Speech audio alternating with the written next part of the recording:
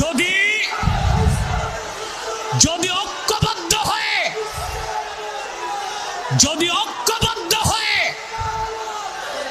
আল্লাহর কোরআনপন্থীদেরকে রাষ্ট্র ক্ষমতায় নিতে না পারেন, মার শুধু খাইবেন।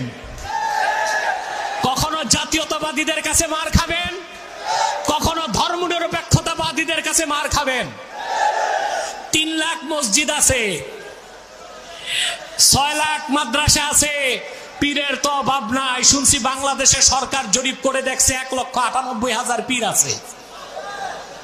এত মসজিদ, এত মাদ্রাসা, এত আলেম ওলামা, এত ওয়াজ মাহফিল,